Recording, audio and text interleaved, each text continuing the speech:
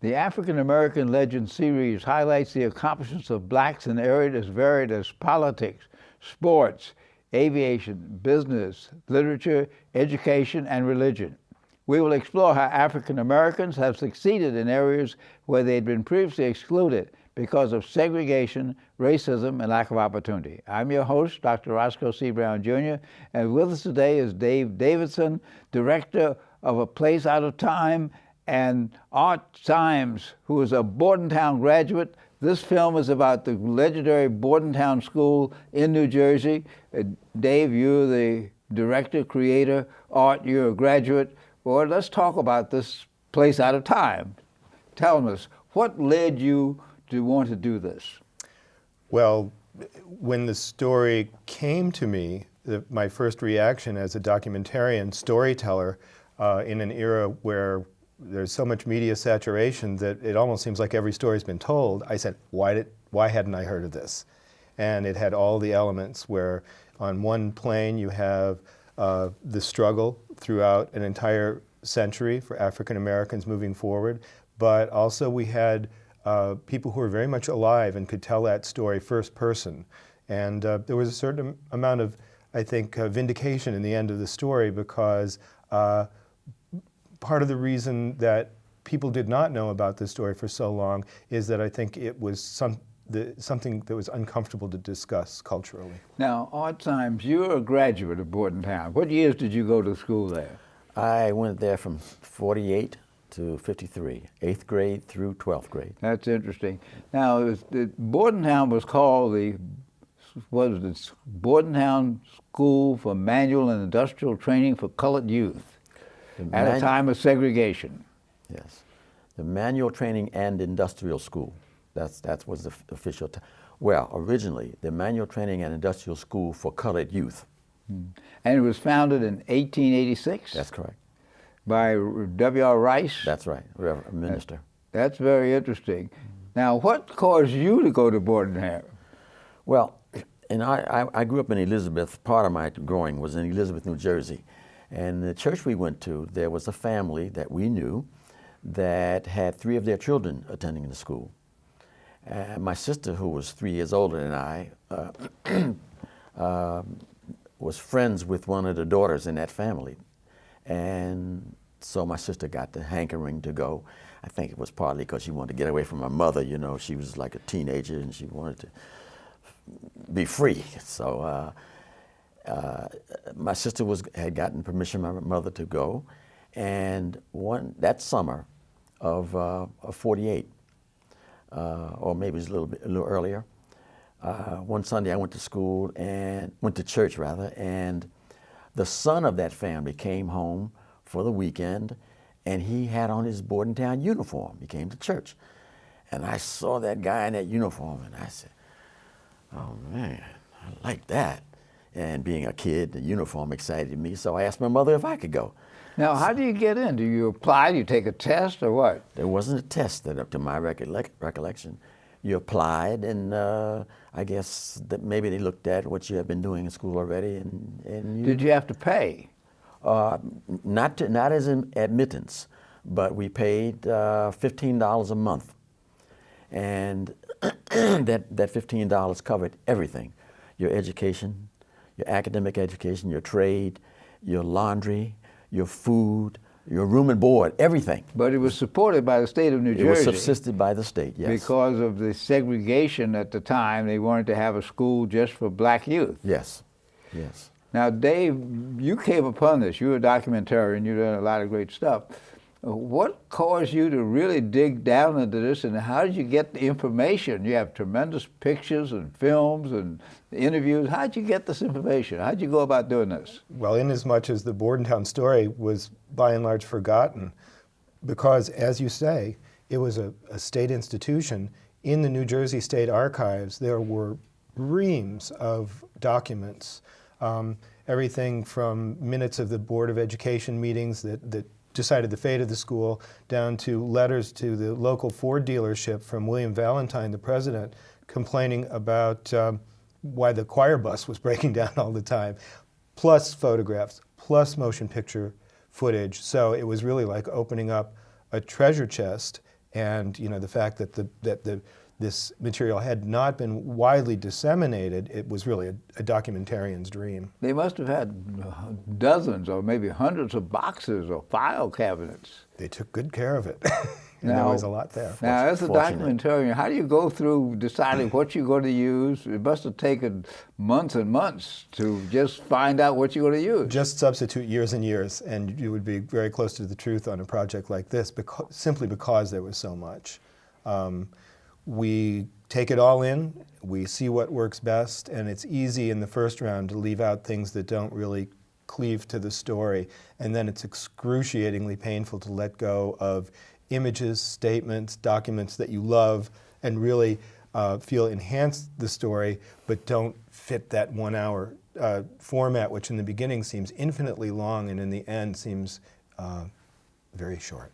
Aside from just the professionalism of doing a documentary, this particular documentary about the Bordentown School talks about a time in this country with racial segregation, talks about New Jersey, which was up south in the way in which it treated its population. And this particular unique school was known throughout the black community. But why do you think the school existed? What's your belief? You were there. Why do you think the school actually existed? Well, I think it was just the usual kind of thing, not wanting black kids intermingled with white kids, and so give them a place to be. And of course, we were extremely fortunate that we had such a place. And there were some well-meaning white people who said, let's give them an opportunity. Right. And yes. It comes from the philosophy you show in the documentary of Booker T. Washington, that pick up your buckets where you are, learn a trade, which then you got into the conflict with W.B. Du Bois about giving academic education, and one of the successors to Rice was a Harvard-trained academician. What was his name? James Gregory was James the second Gregory, one. who was then followed by Valentine. Right. He was the principal when you were there. That's right. And he believed in following the Booker T. Washington philosophy, but at the same time trying to get good, solid academics. Yes, yes. And that's where the school really got its reputation and developed people like Symes and a lot of the people in the documentary who went on to do great things. Yes. So if this was today, Bordentown would be considered an elite private school. Well, I think so. Yeah, I would say back during the time that I was there, we didn't think of ourselves as being elite. I mean, maybe people outside thought we were, because we were a segment of the community that was sort of separated off from the general population and put in a place where we were there from September till June. Getting the trade from Booker Washington's point of view and the academics from Du Bois's philosophy. Now, the place where Bordentown was located was donated for the school. Is that correct? The land was, yes. The land was donated. Yes. And they built some beautiful buildings, as you see in the documentary. We'll see the introduction a little bit later. As you see in the documentary, those are some really beautiful buildings. That's right. Now, why do you think this biased state decided to do something like this? What did you find in reviewing the records? What's the history behind this? I think by the time it became an extension of the state of New Jersey, I think it was a practical matter. But one of the points that we make early in the film, before it was taken over by the state and Reverend Rice founded it, is the difference between segregation and separation, where obviously African Americans at that time were not allowed in certain streams and institutions, so they said, we're going to do this. We're going to create this.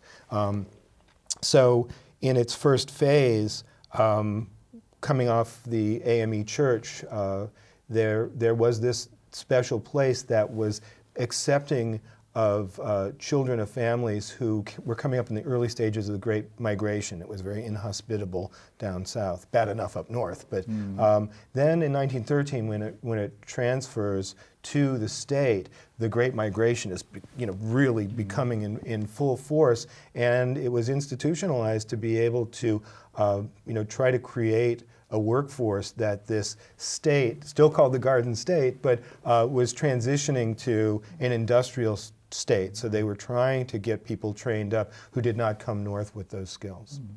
Now, Art, what kind of training did you get? What kind of industrial training or agricultural training did you get? What did you do? What did you study? I studied carpentry, and I went there at 8th grade, and we had pre-vocational. But carpentry was 4-year, 9th through 12th grades, and that's what I studied. You learned to build furniture. Well, it was not, I learned skills for furniture in pre-vocational, but when 10th, at the 9th grade, it was carpentry. I mean, real carpentry, building, and in fact, we carpentry students took care of all the buildings in terms of construction or repairs. And in my senior year, I was the field foreman for all the work that was done on the buildings. So if a window had to be replaced, or stairwell, some work in the stairwell, or whatever carpentry related work had to be done on the campus, we did it. Now, were your instructors African American or white or both? All instructors on the campus were African American. There was only one white person, two white persons connected with the school. There was a white guy worked at the farm, because we had a farm with animals and chickens and crops. And there was a doctor from in town, Bordentown, that would come up on Thursdays for 2-3 hours on Thursday afternoon for whatever medical care any student needed. But those were the only whites connected with visibly connected with the school. It was all African American. Just to underscore what Art is saying here, we make a large point in the film of talking about this educational community. There's so much discussion today about community involvement or lack thereof, but because this was this utopian place where the kids really bought into the survival of the place. They were stoking the boiler, they were fixing the buildings, they were literally growing the food, that within this world within a world gave them a place where they didn't really have to be bothered by the fact that there was a lack of access or something like that. It became really a color-free environment, but on the other hand, at that time they were teaching in the curriculum what they called Negro history. So it was a way to be able to have this wonderful concentration of education, a sense of identity, and a sense of participation in your own world. This is interesting, the title, A Place Out of Time. For those who are watching the show, some of these things are just inconceivable, that you had a school that was just for all blacks, it was a high-quality school, etc. And now you are celebrating this, and one of the questions are you celebrating segregation, or are you celebrating the evolution of a society? Right, it's very important to make that delineation, because we would be the last people in the world to look back with some sort of nostalgic eye to the Jim Crow era. In fact, what we're doing is celebrating the fact that courageous people, like the people who founded and continue to run the Bordentown School, found a way to keep moving forward. And as Clement Price says in the film, one of our wonderful scholars from Rutgers, he says, getting a credible group of people who would be ready for the civil rights movement. So it's a constant, it's a push forward, and under really terrible cultural circumstances, people found a way. Now, what did you do after you graduated Bordentown? Well, I went on to Howard University to study architecture. The capstone of Negro education, that's according right. to Mordecai Johnson. That's right. That's it. Yes. I went on and years later. Well, actually, after my first 2 years, my mother passed, and I came back. And I moved to New York and was out of Howard for 7 years. Went to Cooper Union for 2 years. And after 7 years, I decided I had to finish my education. So I went back to Howard University and was there for 3 years and got my bachelor's degree. and that was in graduated in '68 then instead of 57 originally. And then in '72 I went to University of Michigan and attained a Doctor of Architecture degree. Now, how much do you keep in touch with the other Bordentown graduates? I know you have several of them in the film. You show a reunion. How do you guys keep in touch? Well, we have what was established several years ago, the MTIS Social Club. Its primary purpose is sort of keep some of us together and maintain the memory of the school. And we put on a reunion every summer. And I think it's the last Saturday in July, and it's on the campus. And we have hundreds of people who come to the school. Not all alums, but their families, their children, grandchildren, great-grandchildren. Now, the school closed because of integration in '55. Right. It became a mental health institution, and now it's a juvenile Detention center. correction institution. How do you feel about it when you go back to this place where you had such great memories, great experiences, to see that it's now a correction institution? How do you feel about that? I feel very badly about it.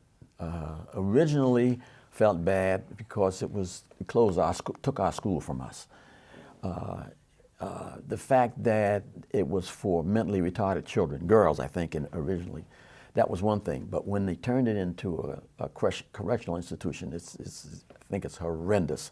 Here was an institution, a campus, that was turning out educated, forward-looking, productive students, graduates, and now it's the opposite. Our buildings are used to incarcerate young children.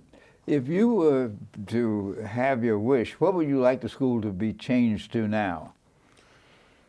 Well, a lot of our alums have over the past many years said that the school should be reopened. And I speak against that in a way because I think they're thinking nostalgia. They're thinking of wanting it to be what it was. And of course that couldn't happen. That couldn't happen today for lots of reasons. One, you're not going to have an all-black school again. And you also, the educational system has changed so radically, it would take major redevelopment. As an educator, architectural side, as an educator, I know that that's pretty much an impossible task. But at the same time, if there was available the infusion of many millions of dollars, we could bring those buildings back to life. And it could be a great school for all people. That's right. Because you have the campus, you have the tradition, you have the buildings. It could be something. Now, you're going national with this documentary on PBS. Tell us about that. Well, you know, in every grant proposal that you write from day one, you say phrases like PBS bound, you know, and so, but really your highest hope is that you'll actually be accepted to PBS, and you don't know until very late in the game when you can show them something, because we're independent filmmakers. And long about last January, we had a fairly mature cut of the film, and not only did it get on PBS, but it's at their top tier prime time. So it's going to be fed nationally to all of the affiliates on May 24th, Monday at 10 p.m., but I have to tag that with the old cliche of check local listings, because it's not necessarily at the same time. In New York, it will be on at 9 p.m.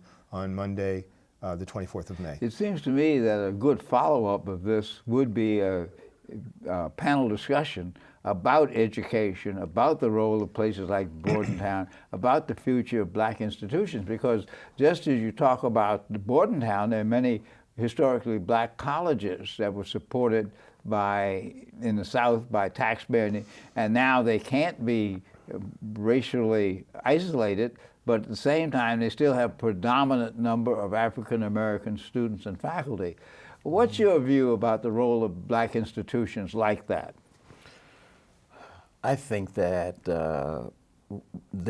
so many of them have had such tremendous difficulty in staying alive for those very reasons that you just outlined. Many of them also because of finances. They don't have the wherewithal. I think there's tremendous value in maintaining black institutions. Integration is a wonderful thing, but at the same time, much of what the African American population has gained, it has gained because of those same institutions. I'm certainly not opposed to integration, but at the same time, I've been around black institutions. I taught at Southern University for 9 years. I was the dean there for 9 years, and I know the value of that black institution. Yeah, as I say, a place out of time, and we're going to show the audience the introduction to this film, this documentary, which I'm sure is very, very stimulating. But as we come to the close of the show, how do you feel about having done this about an institution that came out of a segregated environment, developed so many outstanding people? How do you feel having participated in this? Well, I feel honored because, first of all, it does complete a story that we felt was incomplete when we discovered it. And for people like Art who went through and have become amazingly productive members of society, coming out of an institution that was misunderstood for a number of years, it was great to be able to celebrate And that. Art, how do you feel about being celebrated now? Oh, I feel wonderful. It's like our time came. Our time was then, but now it's come back around, and we feel so tremendously pleased, glad that we went to the institution. But now, with Dave's work, we can say to people, look at what we had. Look where we came from. That's it. We gained, and I will tell you that there's no question in my mind that I would not have achieved what I have achieved if it had not been for that school and its wonderful teachers that we had and leaders. The one thing that comes across as you see the men and women lined up, the uniforms, the athletic activity, you could see it was a community, as Dave said. It was a total community, and it is something that should be celebrated. Let me ask you, as a documentarian, what's going to be your next project? It's a long list. How much? Actually, right now, we're my partner in Hudson West Productions, Amber Edwards, and I are working on a 3-part series about the American Songbook, which is hosted by Michael Feinstein, who's a New Yorker and performs at Feinstein's in town, and a biopic about Hans Richter, who was a Dadaist and wild artist at the beginning of the century, who ended up escaping Nazi Europe and coming to New York City to head up what is considered to be the first film production school. And I'm happy to say that's the City College of New York. That's very interesting. And Art, how do you feel about the future? What do you think about the future for African Americans, particularly people in our generation? I am on one hand, I feel very good because the opportunities are just there. If you want to be productive, you can be as productive as you want to be. At the same time, I see a lot of negativity amongst our community. Young folks not taking advantage of all that they could and they should. And I think that we have a long road to hoe, and we work at it. And A Place Out of Time, directed by Dave Davidson, graduates like Art Symes, really tells us this. This is a great documentary, and thank you a lot for coming to African American Legends to talk about it. Good luck now. Thank you very much. High on a majestic bluff overlooking the Delaware River, for over 40 years, the Bordentown Manual Training School for Colored Youth has provided the finest academic and industrial education for Negro children. The school devotes its activities to molding character in its students, giving them an appreciation of responsibility, of work, of the habits of industry, which are necessary for any career. It's Decoration Day at Bordentown. Mothers, fathers, sisters, and brothers are invited to the campus to admire the handiwork of the students and enjoy parades and demonstrations on the grounds. This is the first time in several months that many parents have seen their children. Bordentown enjoys the advantage of having its students in residence throughout the year. under constant supervision and guidance.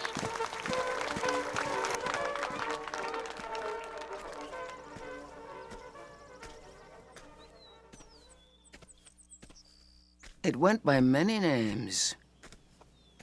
MTIS, Old Ironsides, the Manual Training Industrial School for Colored Youth. But between 1886 and 1955, if somebody simply said Bordentown, everyone knew they were referring to the only state-supported, elite, co-ed, all-black boarding school north of the Mason-Dixon line. The rise and fall of the Bordentown School is the story of race and education in America that touches 3 centuries.